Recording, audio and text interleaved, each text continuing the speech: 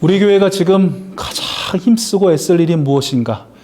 그것은 건강한 교회의 뿌리인 부활신앙을 더욱 깊게 내리는 일, 그리고 사랑의 뿌리를 더욱 넓게 내리는 일이다 라는 것 지난주에 말씀드렸습니다. 그리고 특별히 지난주에 부활신앙에 대해서 살펴보았는데요. 부활신앙은 무엇이냐? 첫째, 우리는 하나님께서 정하신 바로 그날 누구도 예외 없이 하나님 앞에 서게 될 것이다. 죽음의 문을 지나 말입니다. 이것에서는 어느 누구도 예외가 없습니다. 생명 있고 이 세상을 살았던 모든 사람들에게는 그런 일이 반드시 있을 것입니다. 두 번째는 그 죽음의 문을 지나 선 하나님의 심판대 앞에서 우리는 오직 이것 하나 때문에 예수님처럼 부활할 것입니다. 그것은 바로 예수님을 마음에 모셔드리고 살았다. 다른 것 없습니다. 다른 것 없습니다. 잘났나 못났냐, 많이 가졌냐 못 가졌냐, 뭐 더 많이 사랑하고 왔냐 덜 사랑하고 왔냐, 아무 소용없습니다. 그저 우리 구주 예수 그리스도님을 그 마음에 모시고 살았다, 믿었다. 그 이유 하나로 우리는 예수님과 함께 예수님처럼 부활할 것입니다. 그리고 셋째, 영원한 하나님의 나라에서 영원토록 살게 될 것입니다. 이것이 바로 부활신앙이에요. 죽음의 문을 지나 우리는 하나님 앞에 설게 될 것이다. 그러나 예수님을 믿음으로 말미암아 우리는 부활할 것이다. 그리고 우리는 부활하여 영원토록 하나님 나라에서 살게 될 것이다. 아멘. 이런 부활신앙을 붙들고 사는 사람은 오직 하나님만을 두려워한다는 말씀 드렸죠. 인간, 물질 두렵죠. 그러나 그것들은 궁극적으로 우리가 승리하고 극복해낼 것들이지 두려워할 것들은 아니다. 우리는 하나님만을 두려워할 것이다. 해야 한다라고 말씀드렸습니다. 그래서 하나님만을 두려워하며 이 세상 살아가면서 이 세상 친구 삼아 살아야죠. 어떻게 모르는 사람처럼 살아요? 먹고 마시고 누리고 나누고 더불어 살아야 되니까 친구 삼아 살아야죠. 그러나 이 친구 삼아 산 이 땅도 하나님의 나라가 되게 하소서 기도하며 그 하나님의 나라가 임하기를 위하여 열심히 섬기며 또한 헌신하며 봉사하며 살아가게 되는 것이죠. 우리 교회가 바로 이러한 부활신앙, 그리고 그 부활신앙을 붙들고 사는 삶의 뿌리를 더 깊게 내리게 될 줄로 믿습니다. 우리 주님께서 도와주실 줄로 믿습니다. 자, 그 부활신앙과 함께 건강한 교회의 또 다른 뿌리가 되는 우리 사랑에 대해서 오늘 좀 살펴볼게요. 오늘 말씀을 보면 여러분 함께 봉독하셨지만 바리새파 사람들도, 오늘 등장하는 바리새파 사람들도 속으로 쾌재를 불렀죠. 항상 경쟁 관계, 긴장 관계 가운데 있던 사두개파 사람들이 예수님께 또 된통 당했다. 부활은 없다라고 주장하고 싶다가 부활은 있다라고 확실하게 그 마음에 그냥 망치로 얻어먹은 것처럼 진리를 깨닫고 돌아가게 됐다라는 그런 말을 듣고 나서 속으로 쾌재를 부르면서 함께 모였다라는 것이죠. 그리고 그 중에 소위 우리 아이들 말로 하면 가장 똘똘한 한 사람을 정하여, 율법교사 한 사람을 정하여 예수님께 보냈다라는 것이죠. 그리고 그 뽑힌 한 사람이 대표로 예수님께 와서 한 가지 질문을 합니다. 35절 36절 말씀이죠. 우리 같이 화면을 보시고 읽어볼까요? 시작. 그리고 그들 가운데 율법교사 하나가 예수를 시험하여 물었다. 선생님, 율법 가운데 어느 계명이 중요합니까? 우리는 이 두 절 말씀을 통해서 몇 가지 유추해 볼 수 있는 내용이 있는데요. 첫 번째는 질문자, 즉 바리새파 사람이에요. 우리 지난주에 사두개파 사람들 아주 간단하게 살펴봤잖아요. 마찬가지로 바리새파 사람들을 좀 간단히 살펴보면 화면을 보시면요, 이 바리새라는 말은 이게 구분된 어떤 그런 뜻이에요. 그러니까 이 나뉘었다라는 것이죠. 이 바리새의 기원을 바벨론 포로 귀환 때의 지도자 역할을 했던, 영적 지도자 역할을 했던 에스라에서 찾기도 하고요. 근데 역사적이고 굉장히 직접적인 기원은 BC 2세기에 왜 그 시리아의 왕 안티오코스 4세라는 사람이 완전히 애굽과의 이 전쟁에서 밀리면서 화풀이 하듯이 예루살렘 성전에 제우스 신상을 갖다 놓고 거기다 돼지 피를 뿌려버리거든요. 이것은 완전히 유대인들을, 이건 무시해도 보통 무시하는 게 아니죠. 완전 멸시하고 조롱하고 저주하는 것이죠. 이거에 대해서 유대인들이 다 같이 분노를 품고, 그리고 이제 칼을 들고 무기를 들면서 대항하며 일어납니다. 이 마카비 혁명이 그래서 일어나게 되는 것이고요. 그때 종교적으로 정말 유대인의 정체성을 지키고 어떠한 헬레니즘 문화든 무슨 문화든 섞이지 않으려고 애썼던 그 투쟁했던 사람들이 하시딤이라는 사람인데 그 무리인데 여기서부터 또 분리돼서 나왔다라고 그렇게 이야기되기도 합니다. 어쨌든 이 사람들은 오직 그 유대인으로서의 정체성, 즉 야훼 신앙만을 꿋꿋하게 지키고 정말 유지하려고 누구보다도 애쓰고 힘썼던 그런 사람들이라는 것이죠. 이 사람들은 모세의 오경을 절대적인 규범으로 받아들였을 뿐만 아니라 사두개파 사람들처럼요. 그런데 그 율법을 해석하고 삶에 적용할 수 있도록 가르친 랍비들의 가르침, 또 장로들의 전통도 그 모세 율법과 아주 같은 급으로 중요하게 여겼다는 것이에요. 나중에는 오히려 그 율법보다도 오히려 전승들을, 유전들을 더 중요시하게 하는 그런 일도 있었더라라는 것이. 그것 때문에 사실은 예수님께 굉장히 많은 비난을 받았죠. 많은 그 유대인들을 봉사를 인도한다라는 그런 지적을 받기도 하신 것이죠. 이들은 천사와 사탄의 존재를 믿었고요. 의로운 이가 받을 보상, 또 죄인들이 당할 징벌, 죽음 이후의 삶, 육신의 부활도 믿었어요. 그리고 특별히 메시아 사상, 언젠가 하나님께서 이 로마로부터 모든 압제로부터 우리를 해방시켜줄 메시아를 보내어 주실 것이다라는 사상도 이들은 믿고 가지고 있었더라라는 것입니다. 이 사람들이 바로 바리새파라는 것이고요. 이 바리새파 중에 이 똑똑한 한 사람, 똘똘한 한 사람이 예수님께 물을 때 그 의도를 밝혔죠. 이미 예수님을 뭐 하려고? 시험하려고요.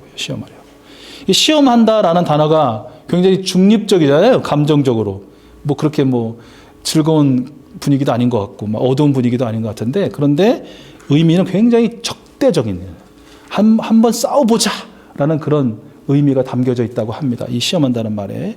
그러니까 우리가 다 익히 잘 알고 있듯이 정말 그들은 궁금해서 정말 가장 중요하고 정말 하나님께서 소중하게 여기시는 계명이 무엇인지를 알고 싶어서가 아니고 어떻게 해서든지 꼬투리를 잡아서 예수님을 백성에게서 멀어지게 하려는, 지금 뭐 랍비 중에 랍비, 선생 중에 선생, 또는 몇 사람들에게는 메시아로 끝까지 일컬어지는 이 예수를 어떻게든 그 군중들, 대중들에게서 떨어지게 하려는, 그들에게 실망감을 주고 또 그들이 속았다는 그런 느낌을 줘서 그 예수가 원래의 그 자리, 저 지방, 저 갈릴리 어느 한 촌에 가서 원래 그가 먹고 살았던 그 몫으로 되돌리게 하려는 그런 시도였다는 것이죠. 예수, 너는 메시아가 아니야. 착각하지 마. 너는 우리 수준에도 한참 못 미치는 그저 가짜 랍비일 뿐이야. 인정해. 라고 하고 싶었던 모양이에요.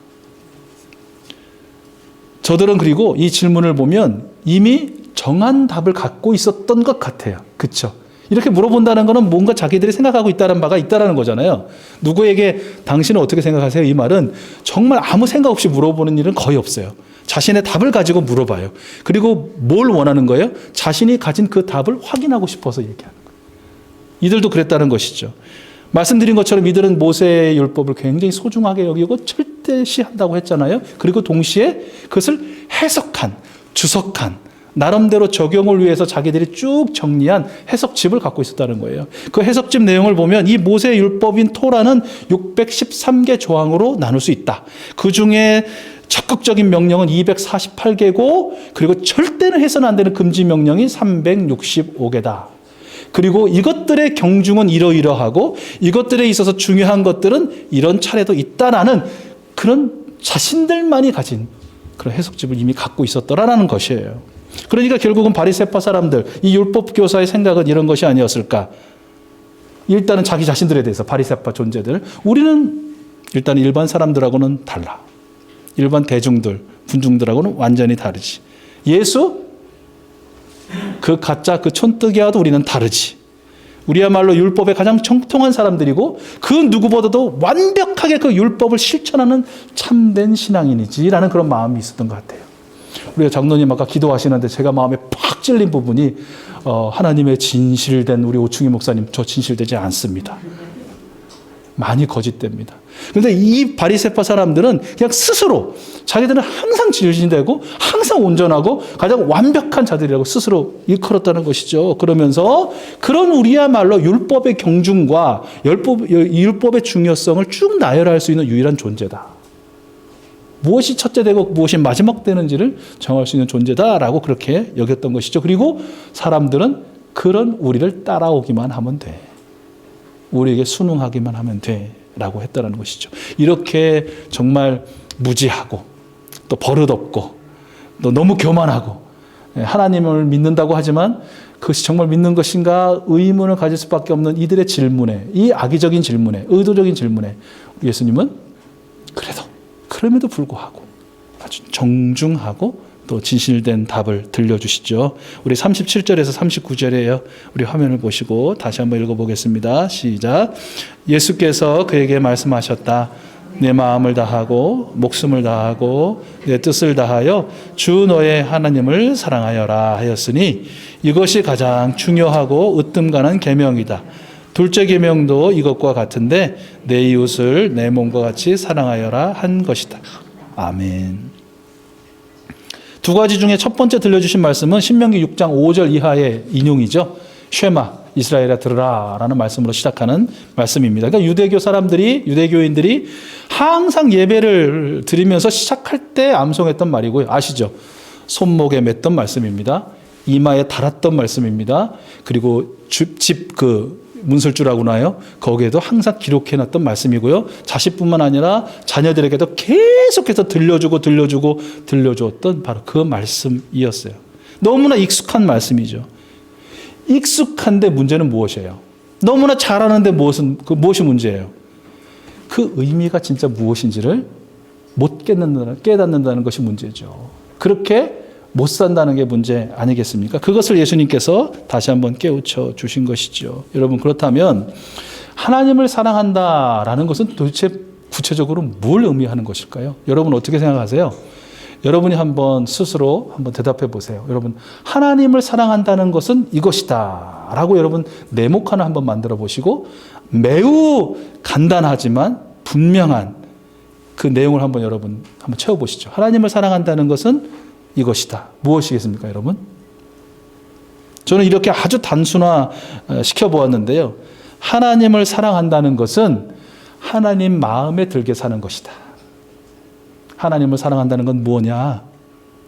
사랑한다는 그 하나님의 마음에 들게 사는 것이다. 여러분, 그 한계인 것 같아요. 우리가 하나님과의 관계를 온전히 알 수도 없고 볼 수도 없고 깨달을 수 없는 존재이기에 그 관계를 항상 인간의 관계에 이렇게 빗대어 우리는 이해할 수밖에 없잖아요. 그죠? 접근할 수밖에 없고요. 우리 인간관계를 보면 그렇잖아요. 여러분, 사랑한다는 거는 그 사랑하는 사람의 마음에 들게 사는 거 아닐까요? 사랑한다고 하면서 그 사람 마음에 들지 않는 행동, 또 말, 표정, 그 말이 안 되잖아요. 그렇죠? 사랑하니까 나는 별로라고 생각하지만 사랑하는 사람이 좋대. 그러면 좋은 거죠. 아니, 좋지 않아도 적어도 좋아하는 척은 해줘야 될 거 아니에요. 사랑하니까. 음식 하나도 그렇지 않습니까, 여러분? 나하고 사랑하는 사람이 음식을 좋아하는 게 달라. 장르가 완전 달라. 나는 무조건 한식이야. 국밥을 먹어야 돼. 근데 이 사람은 꼭 스테이크야. 그 느끼한 거 어떻게 먹어? 하지만 여러분 어떻게 해요? 그 집 가야지. 사랑하니까. 그러다 나중에 이제 10년 되고 20년 되고 30년 되면 입맛도 동화돼서 서로 다 좋아하고 혹시 돌연변을 일으켜서 갑자기 제3의 일식을 둘 다 좋아하게 된다든지 이럴 수도 있지만 그러나 어쨌든 항상 사랑하는 관계에 있어서 가장 첫 번째로 우선시하는 것은 그 사람의 마음이 뭐지? 그 사람의 뜻이 뭐지? 그 사람의 생각이 뭐지? 그것을 맞춰주고 또 함께 하려고 하고 또 이해하는 노력 아니겠어요? 하나님과의 관계도 저는 그런 관계일 수밖에 없다라고 생각해요. 하나님을 사랑한다면 하나님의 마음에 들게 살아야지. 하나님의 마음은 뭐예요? 하나님의 마음이 낱낱이 기록되어 있는 이 성경 말씀 아니겠어요? 다른 말로 하면 성경 말씀대로 사는 것이 하나님을 사랑하는 것이죠. 아주 매우 단순하지만 그러나 너무나 분명한 진리이죠. 얼마 전에 한국교회 사회문제연구원이라는 단체에서 2020년 개신교인 사회인식조사라는 것을 조사해서 발표한 적이 있어요. 굉장히 좀 관심 있게 지켜봤어요. 그러니까 정치적인 부분, 경제적인 부분, 사회적인 부분, 근데 사회 젠더 이슈들이 있잖아요. 왜 여러 가지 그 여성과 남성의 차별이 된 이런 것들에 대해서 아주 광범위하게 개신교인 1000명을 대상으로 조사한 그 여론조사를 발표한 적이 있었어요. 그것을 좀 잘 지켜봤는데요. 내용은 여러분 인터넷 쳐시면 한국교회 사회문제연구원 치시면 쭉 나오니까 한번 살펴보시고요. 제가 주목한 부분은 그것이었어요. 그 발제자들이 나와서 그 분석을 해주거든요. 정치적 부분에, 정치 분야, 경제 분야, 사회 분야, 신앙 분야, 뭐 나와서 발제하는데 이 발제하는 사람들마다 똑같이 반복해서 이야기했던 것이 있었어요. 그것이 무엇이었냐면 이 여론조사 결과의 각 문항에 유의미한 응답을 이끌어내는 응답자의 특징이 뭐냐? 두 가지를 꼽았어요. 그것은 무엇이었냐면 응답자의 경제적인 수준, 그리고 응답자의 이념적인 성향이었어요. 그러니까 이 대답에 매우 그렇다, 그렇다, 중간이다, 그렇지 않다, 매우 그렇지 않다의 결정적인 요인은 그의 경제적인 수준이 어느 정도냐, 그리고 그는 어떤 그 정치적인 이념을 갖고 있느냐가 아주 유의미한 결과를 내게 하더라. 반면에 제가 놀란 건 유의미한 결과를 끌어내지 못하고 별 차이가 없었던 건 뭐냐면 그가 어떤 신앙을 가지고 있느냐. 바로 그것이었다는 거예요. 놀랐습니다. 우리 기독교인은, 우리 개신교인들은 일반 세계관을 갖고 있지 않잖아요. 세속적 세계관이 아니잖아요. 우리는 기독교적 세계관을 갖고, 즉 우리가 무엇을 바라볼 때는 우리의 시선이냐 하나님의 말씀의 시선, 하나님의 시선으로 바라보잖아요. 우리가 뭔가를 들을 때는 그냥 우리의 귀, 우리의 가진 육체의 귀가 아니라 어떻게 해서든지 하나님의 귀, 하나님의 그 말씀의 필터를 통한 그런 말씀으로 들으려고 하잖아요. 그런 소리를 들으려고 하잖아요. 어떤 행동을 할 때도 우리가 무조건 우리의 뜻대로, 우리의 멋대로가 아니라 하나님의 뜻, 하나님의 의지대로 하려고 노력을 하잖아요. 그러므로 어떤 각 세세한 일반 생활에 있어서의 그것이 정치든 사회든 문화든 신학이든 무엇이든지 간에 어떤 질문에 답을 할 때 최고로 우선적으로 고려될 것은 우리의 신앙, 하나님의 말씀, 그것이 어떠냐에 따라서 결정할 것 같은데 아니었다라는 거예요. 아니었다라는 거예요. 많이 놀랐습니다. 적잖게 놀랐습니다. 그런데 아세요? 그 결과에 적잖게 놀란 나는 어떤가? 나도 만약에 그런 질문의 대상자가 되어서 그 질문지를 내가 받아보았고 그 질문지에 내가 대답을 했을 때 나는 어떻게 대답했을까? 여러분에게도 한번 여쭤보고 싶습니다.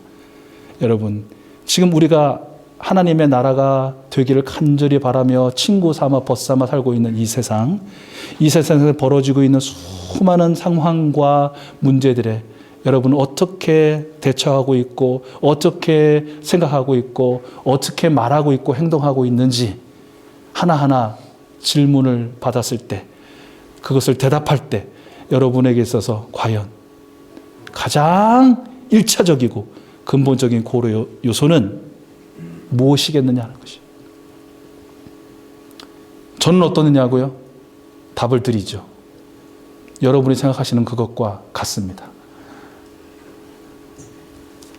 여러분, 우리 예수님께서 우리 율법 교사에게 말씀해 주신, 그리고 오늘 우리에게 다시 한번 잘하는 말씀은 아니에요.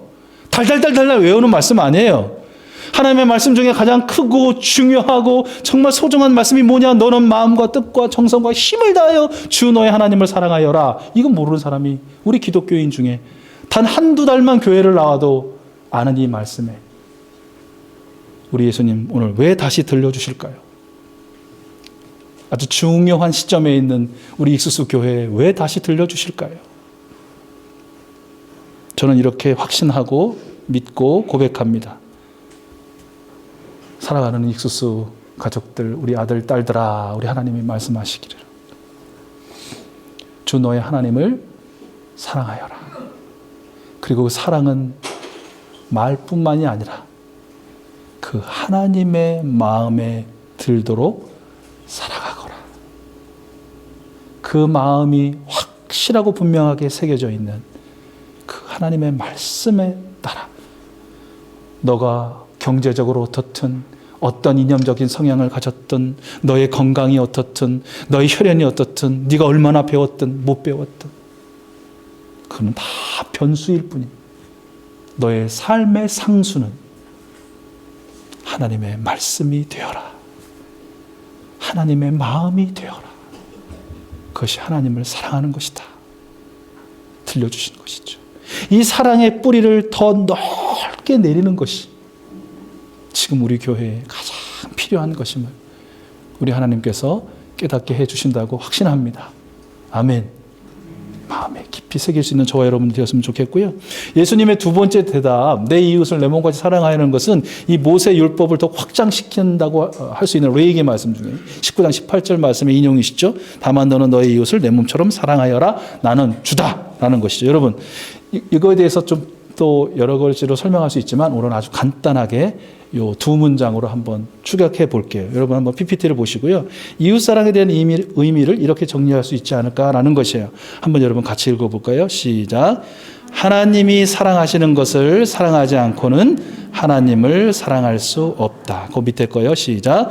하나님을 사랑하면서 하나님이 사랑하시는 것을 미워할 수 없다. 우리는 이 명제와 같은 문장에 이 시간 잠시 한번 좀 멈춰 서 보려고 합니다. 여러분 다시 한번 눈으로 좀 살펴보시고요. 이웃을 내 몸같이 사랑한다는 것이 무엇인가?